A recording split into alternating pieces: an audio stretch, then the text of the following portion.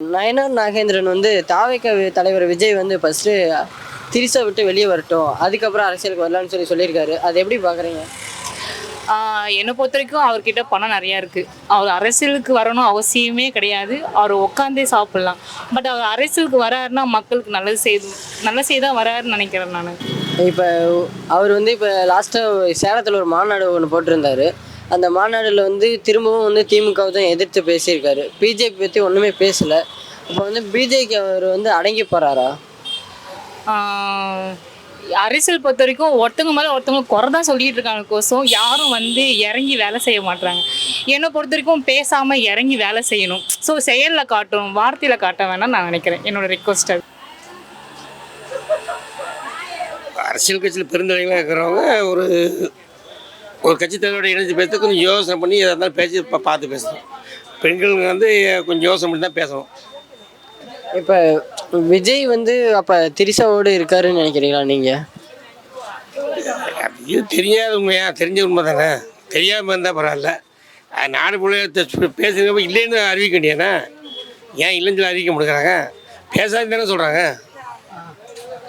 ஆனால் இப்போ 77 நாள் கழித்து வந்து திரும்ப வந்து விஜய் வந்து மாநாடு போட்டார் சேலத்தில். அந்த மாநாடு போடும்போது பிஜேபி பற்றி எந்தவித எதிர்ப்புமே இல்லாமல் பேசினார். அப்போ அவர் என்னன்னா விஜய் வந்து பிஜேபி பார்த்து பயப்படுறாரா? கண்டிப்பாக பயப்படாமா. ஆரம்பத்துலேருந்தே கொள்கை எதிரி அது இதுன்னு சொல்லிட்டு கடைசி வரைக்கும் இது வரைக்கும் பிஜேபி பற்றி இதுவரைக்கும் வாயத்திலேருந்தே பேசலை. படம் ரிலீஸ் பண்ணுறதுக்கும் வாயத்திலேருந்து பேசலை.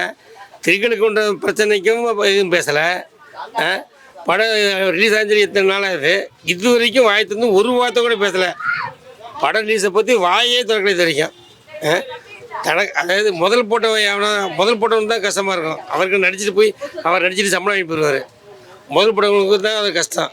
அதனால் ஏகப்பட லாஸ் அவங்களும் சொல்லி புறம்பி தான் இருக்கிறாங்க. பிஜேபி பற்றி பேசாதது அவர் பயம்தான். அவருக்கு பயந்தான் கருவு சம்பளம் அப்போ இடம் சம்பவம் வந்து நம்ம மேலே திசை திருப்பினோன்னு பயத்தில் தான் இன்னும் பேசாமல் இருக்கார். ஒரு மரியாதைக்கு ஒரு தலைவர் வந்து பொது வெளியில் தனிப்பட்ட முறையில் விமர்சனம் பண்ணக்கூடாது. அது தப்பு தான். தப்புன்றீங்களா? ஆமாம், தப்பு தான். ஆனால் வந்து விஜய் வந்து அப்போ நீங்கள் இப்போ தப்புன்றீங்க. அப்போ விஜய் வந்து அப்போ அது மாதிரி இருக்கிறதுக்கு வாய்ப்பு உண்டா? ஒரு பெண்ணோட அவர் இருக்காருன்னு சொல்கிறது இதெல்லாம் ஏற்கனவே சினிமாக்காரங்க ஏற்கனவே இருக்கிற ஒரு இதுதான்.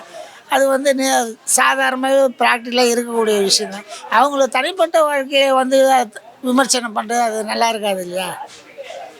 ஆனால் இப்போ 75 நாள் கழித்து விஜய் வந்து மாநாடு நடத்தியிருக்காரு சேலத்தில். அப்போ அந்த சேலத்தில் வந்து பிஜேபி பற்றி அவர் எந்த வித எதிர்ப்புமே இல்லாமல் பேசியிருக்காரு. திரும்ப திமுக பற்றி மட்டும்தான் பேசியிருக்காரு. எப்படி பார்க்குறீங்க? அப்போ பிஜேபி பார்த்து அவர் பயப்படுறாரா? அதிமுகலாம் பார்த்து அவர் யாரை பார்த்து பயப்படுறாரு இல்லையா? பிஜேபி பார்த்து கண்டிப்பாக பயப்படுவார்.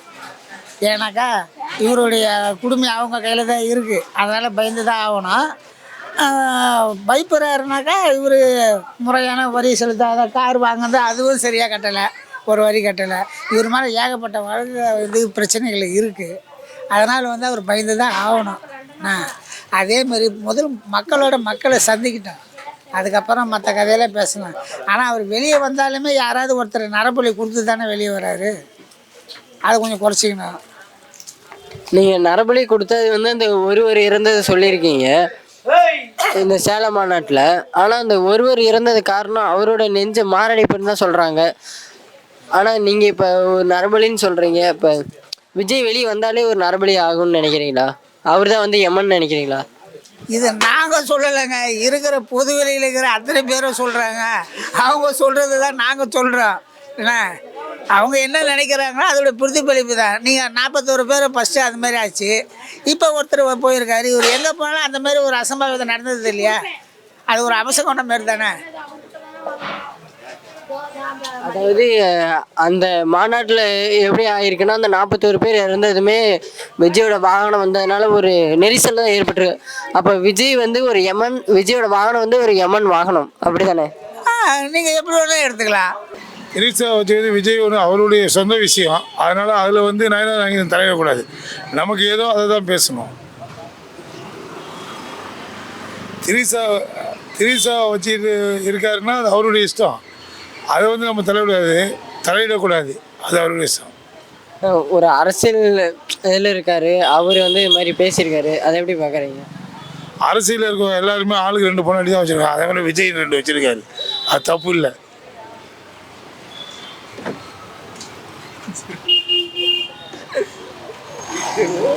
சரிண்ணா. ஆனால் இப்போ விஜய் வந்து திரும்ப ஒரு 75 நாளுக்கு அப்புறம் இப்போ திரும்ப மாநாடு போட்டிருந்தாரு. அதுலேயும் திமுக விமர்சித்து பேசியிருக்காரு. ஆனால் வந்து அவர் சேலத்தில் தான் மாநாடு போட்டார். எடப்பாடி பற்றி ஒரு வார்த்தை கூட பேசலை.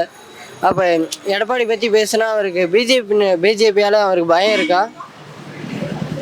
ஏடிஎம்கேனால தான் அவர் இந்த கேஸ் 42 பேர் கேஸில் இருந்து விடுவிக்கப்பட்டார். அவருனால தான் அந்த கேஸை வேறு மாதிரி கொண்டுட்டு போய் அதுக்கு எடப்பாடியார் தான் அவருக்கு ஒரு பண்ணி கொடுத்தாரு. அதனால எடப்பாடியாரை பற்றி அவர் பேச மாட்டார். எடப்பாடி வந்து ஹெல்ப் பண்ணியிருக்காரு, அதனால பேச மாட்டாருன்றீங்க? எடப்பாடி தான் அந்த இதை போட்டு ஹெல்ப் பண்ணதுனால விஜய் அதை பற்றி இடையில பேசினாரு. அதை அவரே திருத்திக்கிட்டாரு. அதாவது நான் என்ன சொல்கிறேன் அப்படின்னா, திருசாமையார் அப்படின்னா முதலமைச்சர் சின்ன முதலமைச்சரை நயன்தாரா விட்டு வெளியில் வர சொல்லுங்க. அதுக்கப்புறமா திரிசா விட்டு நாங்கள் வெளியில் வர சொல்கிறோம். அது வந்து அவங்களோட ஹேபிட்டு.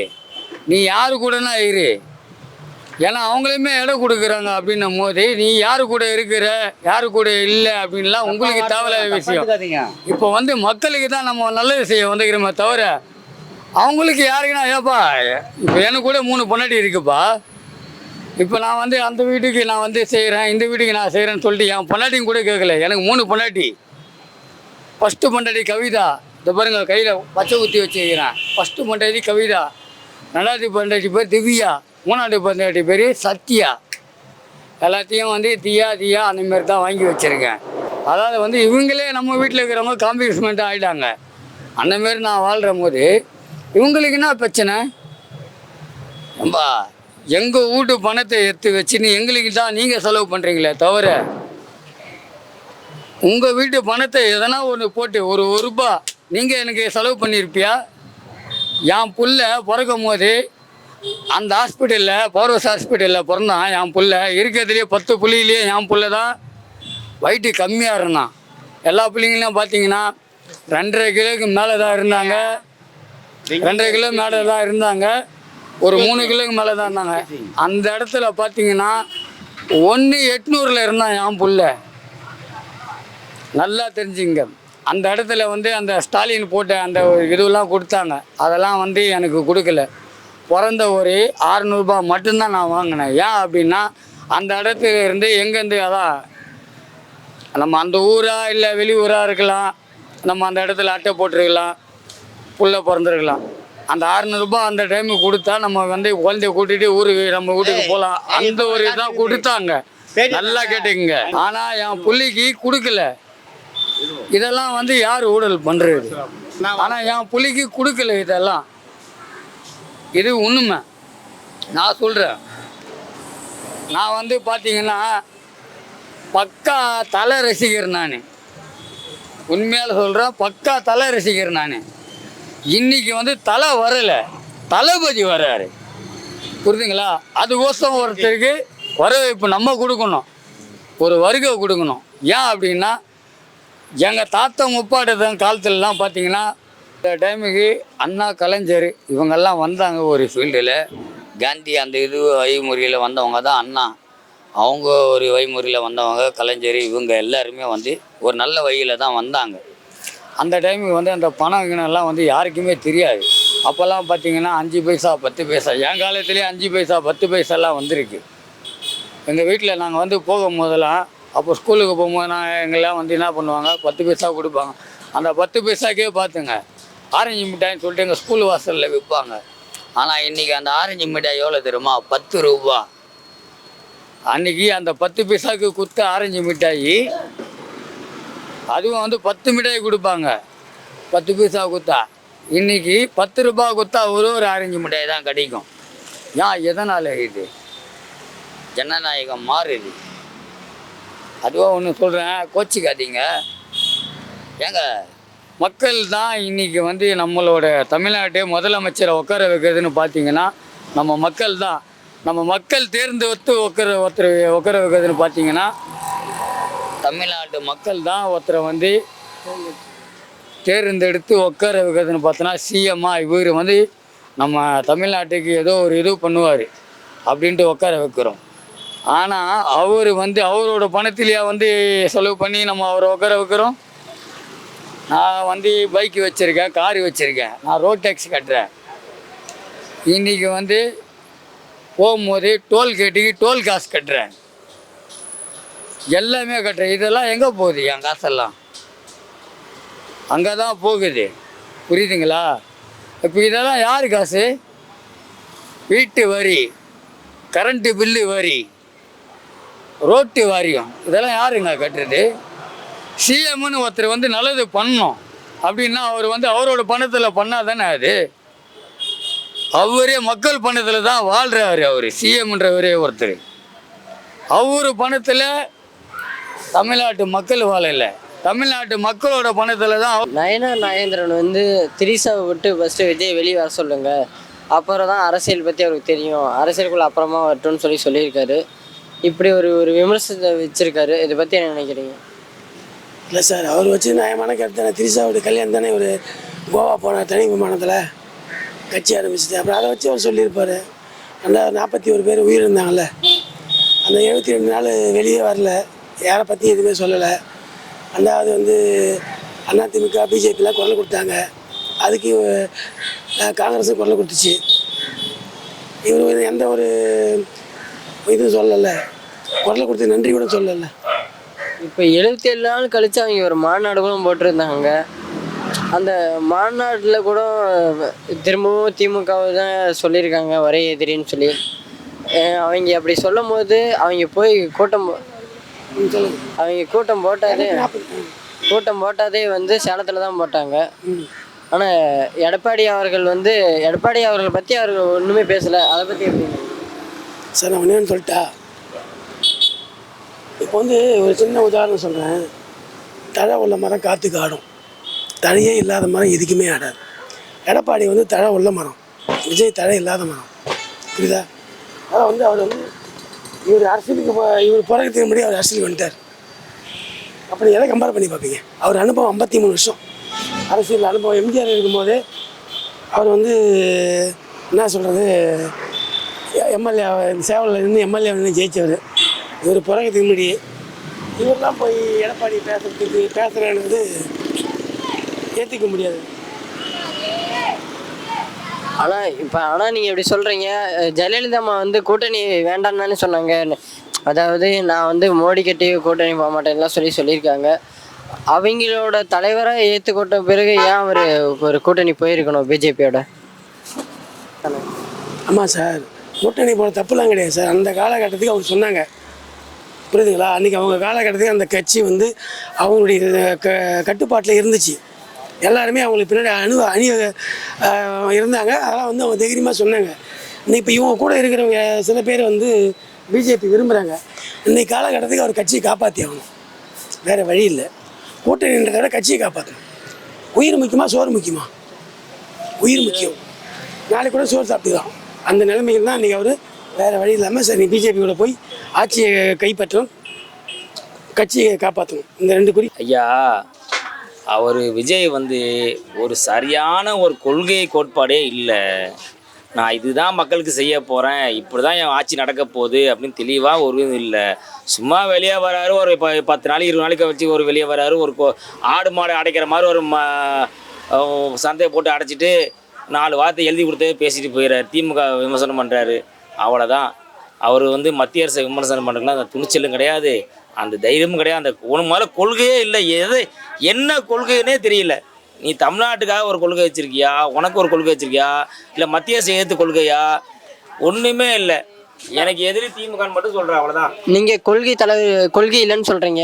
ஆனால் அந்த தாவைக்காவில் இருக்க தொண்டர்கள் என்ன சொல்கிறாங்கன்னா, கொள்கை இல்லை, ஆனால் எங்களுக்கு கொள்கை தலைவர் இருக்காங்க, பெரியார் இருக்காரு, அண்ணா இருக்காரு, இப்படிலாம் சொல்கிறாங்க. அது எப்படி நீங்கள் பார்க்குறீங்க? நீ சுயமாகவே இருக்க மாட்டியா? நீ ஏன் மற்றவங்க கட்சிக்காரன்ட்ட இருக்க தலைவரெல்லாம் நீ கடன் வாங்கி வச்சுருக்க? நீ சொல்கிற 1% ஓட்டாச்சும் வாங்க முடியும்னு அடுத்த கட்சியை கேட்குற. எந்த தலைவரும் இல்லாமல் அந்த கட்சி தலைவரோட வாரிசுகளாகவே வந்திருக்கீங்கன்னு நீ நின்று எந்த தலைவரும் இங்கே எடுக்காத.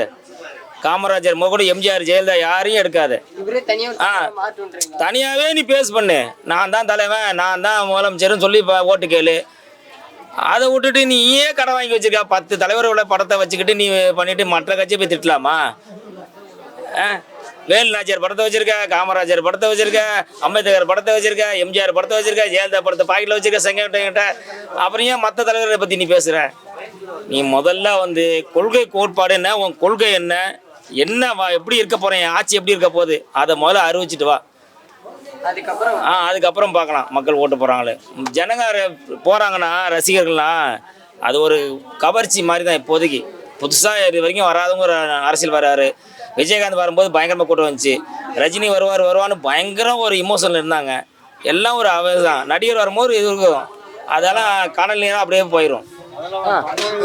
விஜய் வந்து என்ன சொல்றாருன்னா, அடுத்து எம்ஜிஆர் நான் தான் அப்படின்னு சொல்றாரு. எம்ஜிஆர் எப்படி எல்லாத்தையும் கவர்ந்து ஓட்டு எடுத்தாரோ அது மாதிரி நானும் எடுத்துறேன்னு சொல்றாரு. இவர் அடுத்து எம்ஜிஆரா? கேவலமா இருக்கு. கிராமத்துக்கு போய் சொன்னோம்னா அவங்களுக்கு பொம்பளைங்க அடிச்சு போடுவாங்க. நான் என்ன சொல்றேன்ல, எந்த தலைவர் பெரிய எடுக்காம நீ சுயம்பா வா. நீ எல்லா தலைவரையும் கடன் வாங்கிக்கிற, உனக்குன்னு ஒரு கொள்கையே இல்லைன்ற. அப்புறம் எங்கே நீ எம்ஜிஆர் ஆக போகிற? எம்ஜிஆர் என்னென்ன பண்ணாருங்களா ஏழை பிள்ளைகளுக்கு? அவர் நான் எடுத்தவொடனே ஆட்சி கொண்டாரா? அவர் படிப்படியாக அரசியலில் இருந்து எவ்வளோ பிரச்சனையை சந்திச்சு வந்தவர். இவர் என்னமோ நடிச்சுக்கிட்டே இருந்தார். டக்குன்னு அந்த கோடிக்கணக்கான வருமானத்தை விட்டு நான் சினிமாவில் வந்து அரசியலுக்கு வந்துட்டேன், மக்களுக்கு நல்லா செய்யறேன்னு சொல்கிறேன். அப்படி எம்ஜிஆர் அப்படி வரலையே. இவர் எம்ஜிஆர் சொல்லவே கூடாது. எம்ஜிஆர் பேர் இருக்கவே ஒரு தகுதியே இல்லை. விஜய் நாயனார் வந்து அவர் சொன்னது தப்பு தான். ஆனால் இருந்தாலும் விஜய் சார் வந்து வெளியில் வந்து மக்கள்கிட்ட வந்து பேசணும், அவர் மக்களை சந்திக்கணும். அது தப்பு தான் அவர் சொன்னது, நாயனார் சொல்கிறது. அது இல்லாமல் விஜய் வந்து நிறைய மக்கள்கிட்ட வந்து வெளியில் வரணும், வீட்டை விட்டு வெளியில் வரணும், அந்த கட்சி இதுலேருந்து வெளியில் வரணும். வந்தால் மக்கள் கொஞ்சம் அவர் சந்திப்பாங்க. இப்போ 77 நாள் கழிச்சு இப்போ சேலத்தில் ஒரு மாநாடு போட்டாங்க. மாநாட்டில் என்ன சொல்லியிருக்காருன்னா, திமுக தான் நமக்கு எதிரின்னு சொல்லியிருக்காரு. இப்போ பிஜேபி பற்றி அவர் ஒன்றுமே பேசலை. அதை எப்படி பார்க்குறீங்க? அது பிஜேபி பற்றி ஒன்றும் பேசலைன்னா ஒருவேளை ஜனநாயகம் படத்துக்கோசம் அவர் அதுமாரி சொல்கிறாரோ என்னவோ தெரியல. ஆனால் திமுக பற்றி சொல்கிறது வந்து இங்கே இருக்குது, அவரை பற்றி தான் சொல்லி ஆகணும். ஏன்னா அவர் தானே ஆட்சி செய்கிறாரு, அதனால் அவரை பற்றி சொல்லி தான் ஆகணும்.